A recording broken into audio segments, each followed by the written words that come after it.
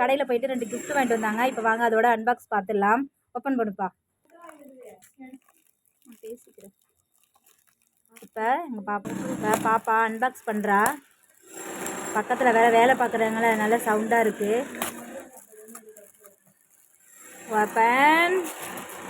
Open என்னவா இருக்கும்?